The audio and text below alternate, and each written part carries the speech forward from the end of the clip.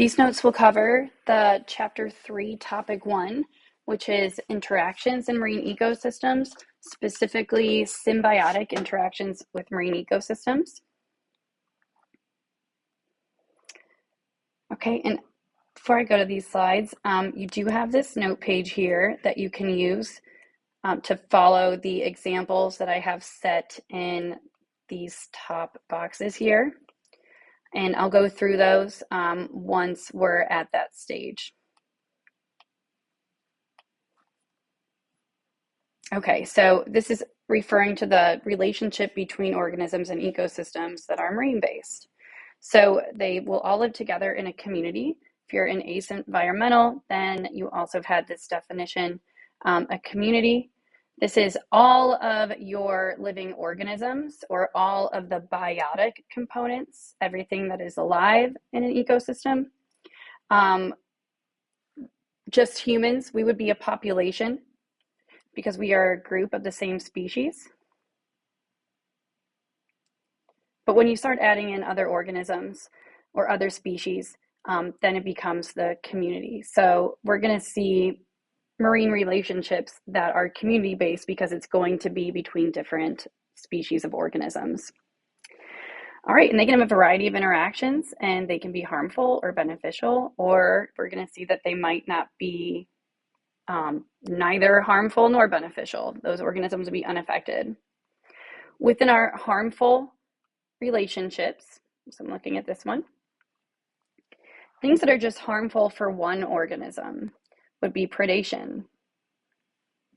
So when an organism is hunted and killed by another for organic material or as a food source. Harmful for another one is parasitism. And we'll see that example. So where an organism that's the parasite, it will benefit from living off of its host. Typically, it's going to be stealing food or nutrients from it. And harmful for both would be competition. Sometimes they can both die.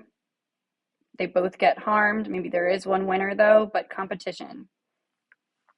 And this could be between the same species, or it could be interspecific between other species. Things that are beneficial relationships just for one, commensalism, we'll see that example. In commensalistic relationships, the host, which in this situation would be the shark is unaffected by the remora fish. Sometimes you guys call them sucker fish, but they are remora fish. They can save energy by using, it's like a modified dorsal fin, and they're able to attach to other organisms. Sometimes they do this with whales or they do this with turtles. So they're able to save energy. And then a beneficial relationship that's beneficial for both is mutualism. And that term mutual would mean like mutually agreed upon, or something where both are in a situation that is beneficial for them. And this is a very common example that you see, the clownfish and then the anemone. The anemone feeds off the clownfish's waste, and the anemone will protect the clownfish. The anemone knows like the mucus secretions essentially from the clownfish, and so it does not sting it, or the clownfish is unaffected by any of their stinging cells. And so the clownfish gets protection while the anemone gets food. A lot of times in coral ecosystems, the nutrient material there and the organic materials, so the food that's there, is very low. And so there needs to be other adaptations for organisms to be able to be fed constantly. And we'll see that in our mutualistic example with corals and zooxanthellae, which is actually what gives them color and lives inside of them. All right, on your note page, you do have an area where you need to give definitions. So for mutualism, commensalism, and parasitism. And you can give the definitions, obviously, in the boxes that are adjacent to them.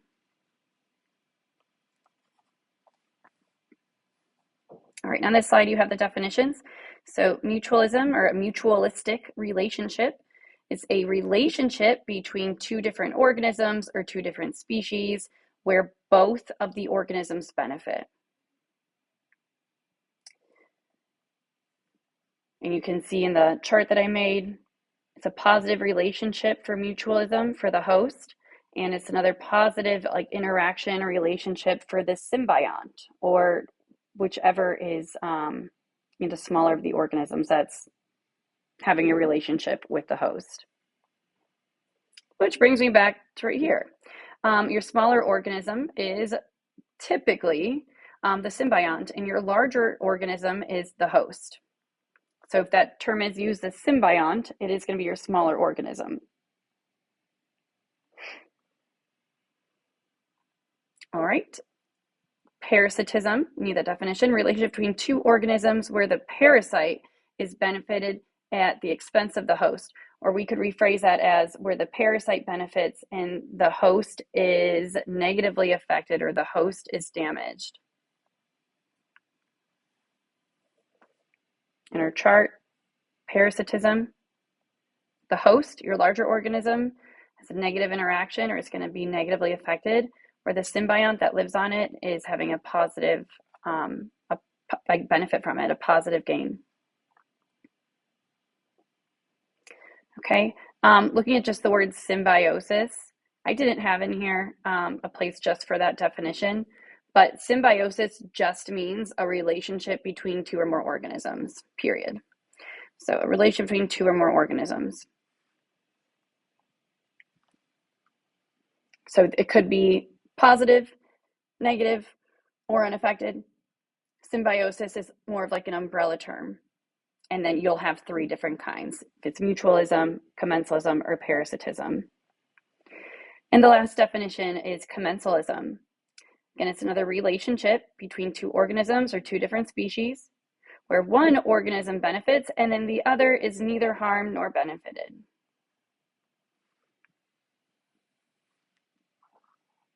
Okay, so in the top of this for your definitions, you should have these first three boxes filled out. Okay, now we're going to get into some specific relationships. And so the first box where it says, let me switch the color up, type of marine symbiotic relationship. Again, you're going to have three different ones, 1, 2, and 3. It really doesn't matter the order. You can just go in order though. It does not matter the order. You're going to put them in each of these boxes. So that term for the symbiotic relationship, one of them in these boxes. As I discuss out the slides, you're going to list the 2 marine species that are involved, which are included on the slides. Some of them I give you a couple different examples, but from your syllabus, the examples that we need to have, which I was sure to include, for parasitism, copepods and marine fish.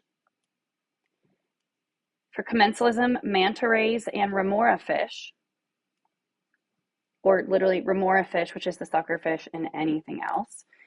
And then for mutualistic relationship, it's the boxer crab, which is super cute. I'm excited to actually do that slide, and anemones. The exam question that we're going to see towards the end that I gave you guys in class, it emphasizes the relationship between coral polyps, which is just a little coral, and zooxanthellae. And so that will be one that I also have a slide on to discuss how they benefit each other. When you're answering this, in order for you to be successful on your exam questions, I gave you essentially the format of how this needs to be answered. So we're going to list the first species name. First species name, okay, is benefited, harmed, or unaffected by the, and then you're going to list the second species name that you have right here, listed as number 2.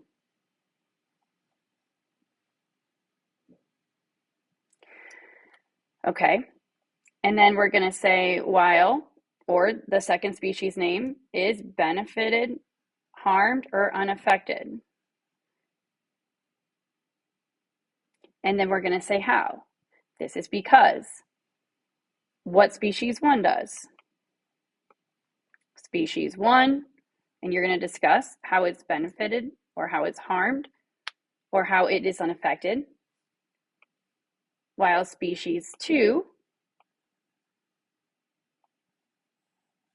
benefited, harmed, or unaffected. So if we follow that sentence stem, this will be easier for me to grade, and this will be exactly what you need to do when writing out these relationships. We can't just say 1 is harmed and 1 is affected, because none of these species are called species 1. That's not any of their names. So we're going to have to be specific, and we're going to have to say how they benefit or how they are unaffected or damaged or harmed.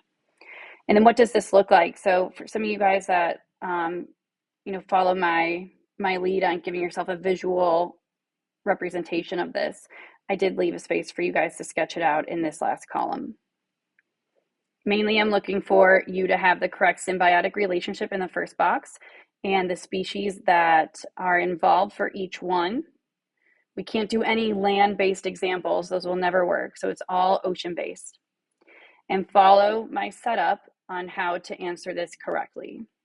Insert the names from the slides if it's benefited, harm, or unaffected.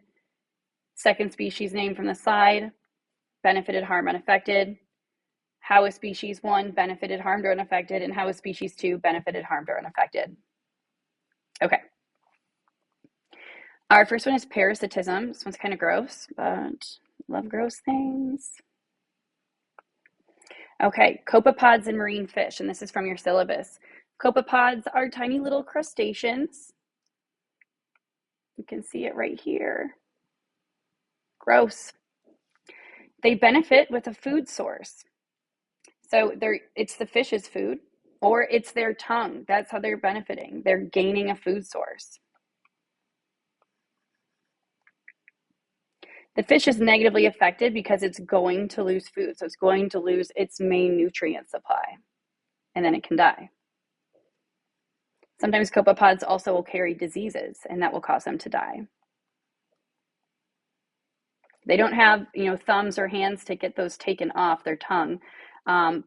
Once, the fish is damaged enough and it can't feed, then your little copepod inside of there that's living on their tongue will not be able to get any direct food source from the fish trying to feed. Or if the fish dies, then that copepod is going to start to eat the tongue. It's gross. Another one that we can discuss, or you could use because it is a marine example, tapeworms. They're also called nematodes. Nematodes are like the most prevalent type of parasite. Nematodes have their own nematodes. Nematodes might even be like the parasites that people get like from playing different close contact sporting events or sports. They also get them in their eyes. Can have worms in your eyes. Sometimes puppies will have tapeworms, and then you need to give them a dewormer. People can get it from eating sushi. They are endoparasites. Endo means inside of, like an endoscopy, where you swallow or they put a camera down your throat and they look inside. They live on the inside of their host. The copepod, your little crustacean that's on their tongue, that would be an example of an endoparasite living on the inside. Sea lice are ectoparasites. Ecto meaning outside of. Endo is inside, ecto is outside.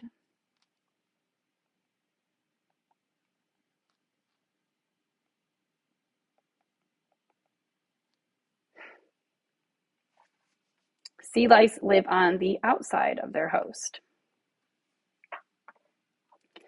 Okay, and then what the sea lice actually do, and you can see a picture of it right here. Can I zoom in? Of course I can. Here you have sea lice. It's actually extremely common for fish to have this. So we'll see some mutualistic relationships in the ocean. It's not on this slide, but where the job for another organism is to actually eat these off of the skin and remove them. And so that would actually benefit this fish, and it also will be a food source for the organism that's eating it. Sometimes we see, and I'll actually show at the end. So you have a massive eel with its mouth open, and you got a fish right here. It's eating those types of things off its skin. Same over here. This is called a wrasse fish. Or we call them cleaner fish, but it's called a wrasse fish. They will swim into the mouth of fish and sharks and then come out the gills and feed off all the parasites that are living on the gills themselves and inside the mouth of the fish. It makes sense that parasites would want to live inside their mouths or on their skin. It's easy. It's an easy food source, but you need to get them off. Okay, this is a mutualistic example. Let's go back to the parasitism. We're almost done. Your ectoparasites that live on the outside. And I have another beautiful one right here.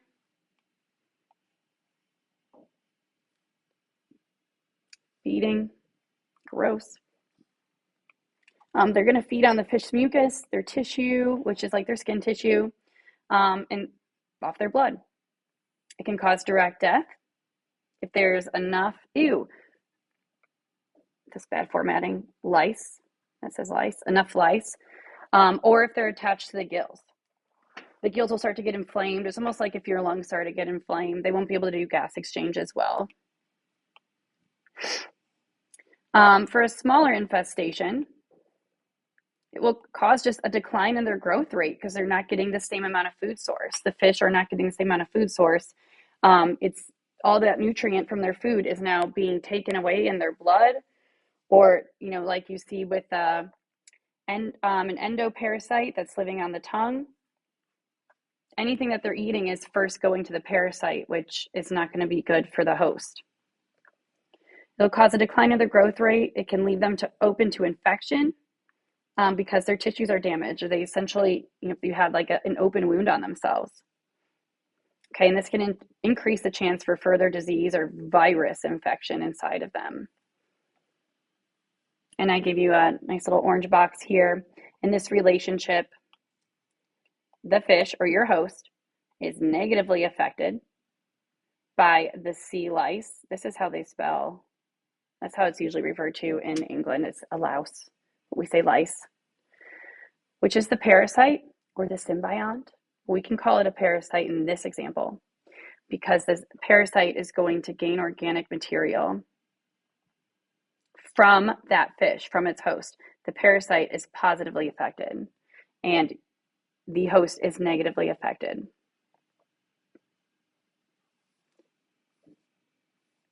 And looking back at our parasitism relationship, the host is negatively affected and the symbiont, or in this case, the parasite,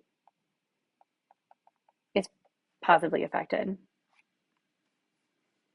Okay, so in this box then, you would need to write the name of the relationship we just covered, or wherever you have that. It doesn't matter if it's box 1, 2, or 3. Okay, list the example, the marine example. The one from your syllabus is copepods and marine fish.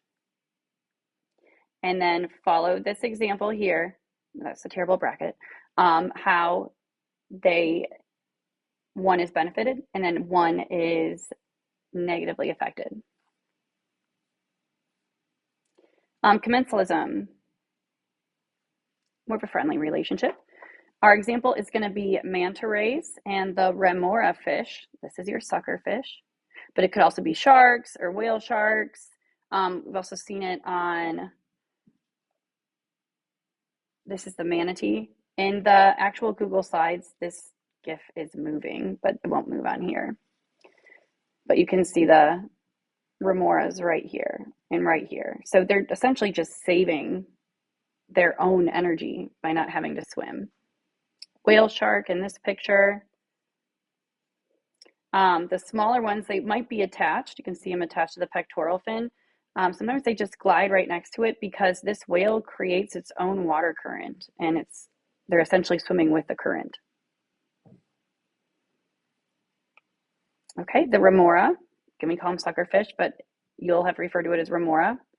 They have a modified dorsal fin, like I said, and they can attach to smooth surfaces. This specific relationship is called phoresis. Phoresis.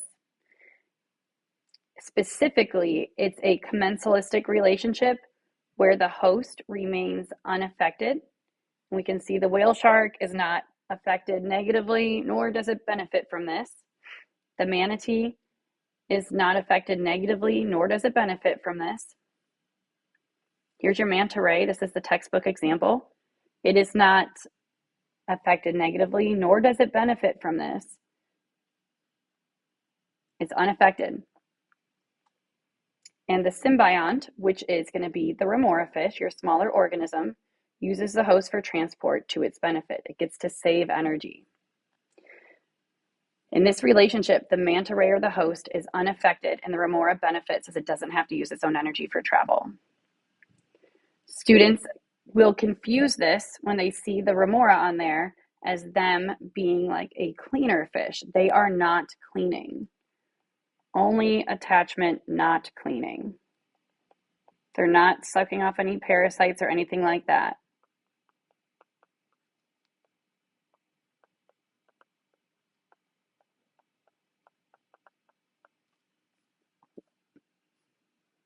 Okay, make sure you fill this in the next one then. So if you have commensalism here, species 1, species 2, and then just reiterate what I said. There I am with the bracket again.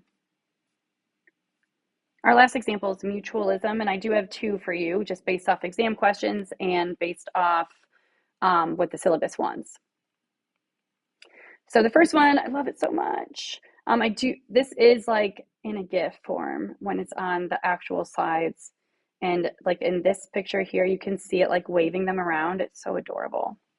But boxer crabs and anemones, boxer crabs are very small, only 2 centimeters wide. It's very tiny. So the boxer crab will benefit by using the stinging cells on the anemone. These stinging cells are called cnidocytes. It's the same cells that jellyfish have that will sting us. Kind of like a harpoon, but they're like microscopic harpoons. They project out.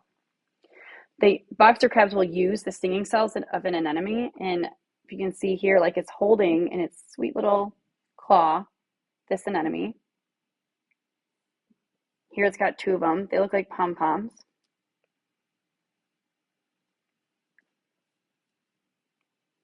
And they use it to protect against predators. It's like a weapon. They'll wave it around. Now this is good because anemones naturally will wave their tentacles around in the water, and their job is to be like a broom and essentially just suck up all of the falling debris or that marine snow that we've mentioned. That's their job, is to take any just falling organic material, falling debris, little pieces and parts or detritus from organism waste. Their job is to just sweep that up in their tentacles, and then they will be able to ingest it. The anemone benefits by gaining easy access to food and organic debris in the water when it's waved around. And sometimes the crabs are seen feeding the anemones like a pet. Not even using it for predator protection, but just to feed them. So the boxer crab benefits by having protection from the stinging cells of the anemone, protects it. And the anemone benefits by having an easy access to a food source. Okay, the second mutualistic example, and this is just from the exam question from last May, and I know that you'll need to know it. Coral polyps and zooxanthellae, or zooxanthellae. I usually say zoo. It doesn't matter. I did put how it's pronounced. Oftentimes students will ask if they don't spell this right, will you like lose marks for it? You won't. You won't. It's just make sure that it has the Z and the X, and yes, it's a zooxanthellae. Zooxanthellae is an algae, and it lives inside coral tissues. This is actually what gives corals color. You can see the zooxanthellae in here. Corals naturally on their own are white like a shell. They're made of calcium carbonate. They're white like a shell. I've mentioned that that term before, calcium carbonate. All right. So they live inside coral tissues. They don't live on their own. Zooxanthellae performs photosynthesis. So these are with corals that aren't deep water corals, they're tropical corals, so they have to have a good amount of light penetration. Zooxanthellae provides the coral with organic material or glucose. I really try not to say food unless it's in the phrase food source. But because it is an organic material or it's an organic compound that is created through photosynthesis, glucose, it is referred to oftentimes as organic material. Things that are inorganic would be like carbon dioxide, water, sunlight, nutrients from the seabed or on land dirt. Those things are not organic. They're not going to keep something alive. If it's produced by a plant or by an animal, that would be organic material. All right, so zooxanthellae will provide the coral with organic material. The coral will get fed first. So it's like having a live-in chef. If a chef is in your house, like the zooxanthellae, it's going to feed the people that live in the house first, or that's allowing them to live there. And the coral polyps are where it's living inside of. So therefore, corals benefit by having a reliable food source. And there I am okay with using food source because it is a food source. We don't ever want to say zooxanthellae or producers make food. It's just too unadvanced of a term, if you will. They get a food source from zooxanthellae. Zooxanthellae can sometimes create toxins that will avoid predation, but it's not toxic to the coral. Zooxanthellae benefits because corals provide a habitat and a source of carbon dioxide.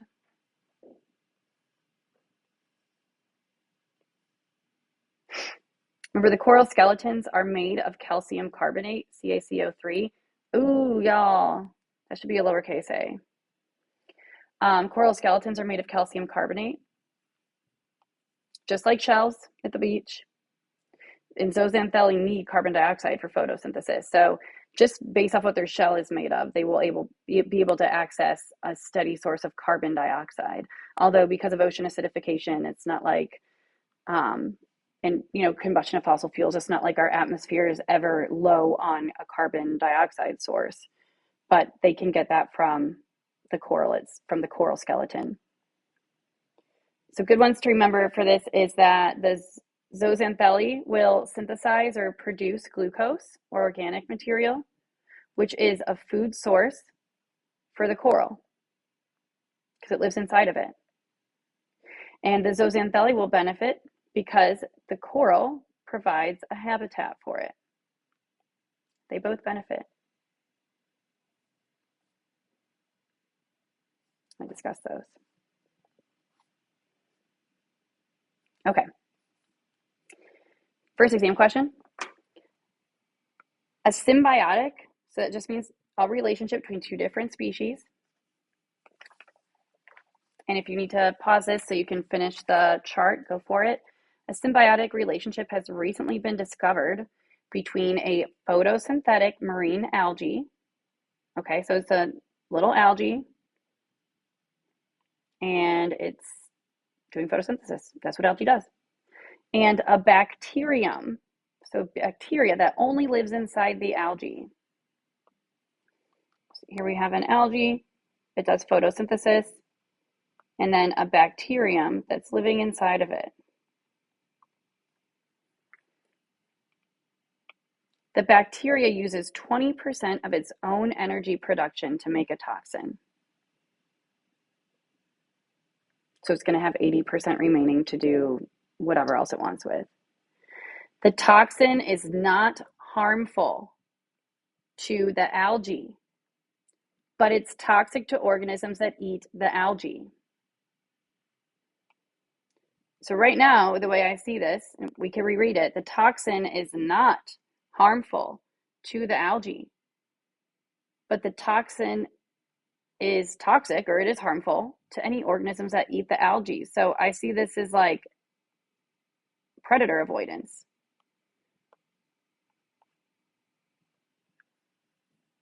Algae is a producer, it doesn't want to die.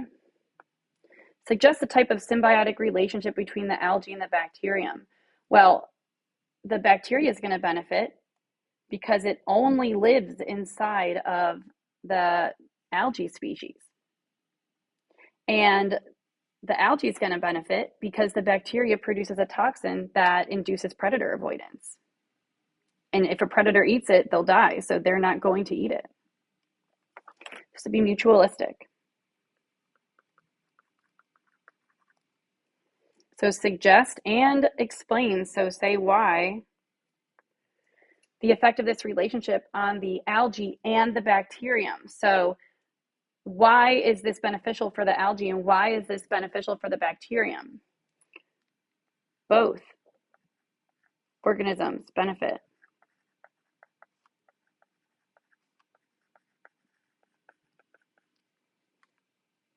Or you could say it increases the survival chance for both of them. Okay, and here's the explain.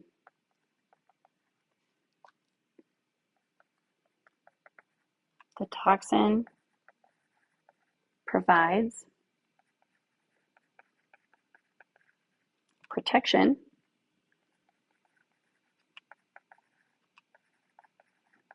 for the algae species. We want to be sure that we're saying the toxin provides protection for the algae, with algae being underlined. It's living inside of it. Or you could also say the algae is eaten less because its predators will know, like, yikes, don't touch it. It probably has that toxin in it, and then we're going to die. Okay, you can mention that this will increase the population of algae, or the algae species. All right, not to the point of having, an algal bloom, so not to that point, but any species wants to increase their own population. Okay, and then specifically, how does the bacteria benefit?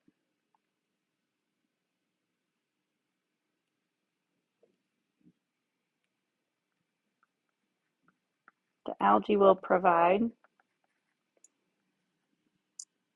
a habitat or protection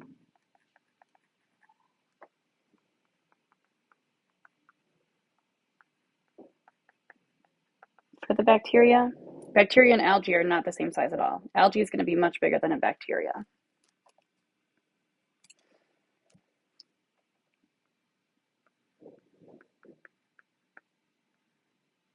The bacteria, oh, my bad, y'all. It's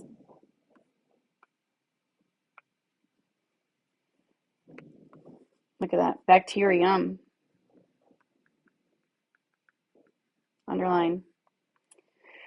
I don't know that you would lose a mark for saying bacteria, but the bacterium can receive, think about what the algae is doing. It's going to do photosynthesis. So it's going to receive the glucose or any sort of organic material that is produced by the algae when it does photosynthesis. That's its job. And they already said it was photosynthetic.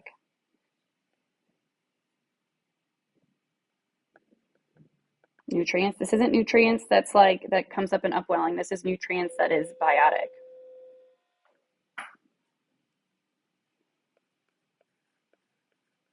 Organic material.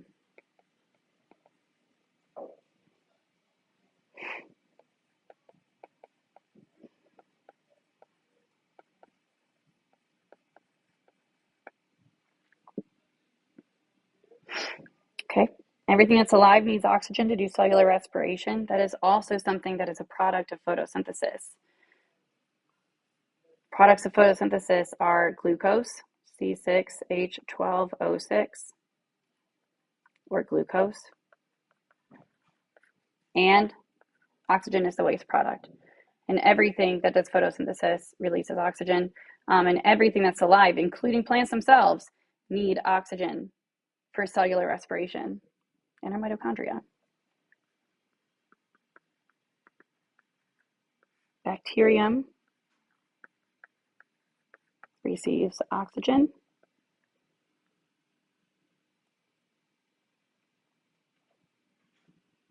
Okay, and within both of these, the effect of that will be that the bacterium's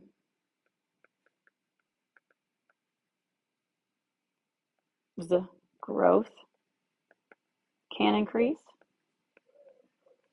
right? Referring to it getting nutrients or glucose or organic material from the algae.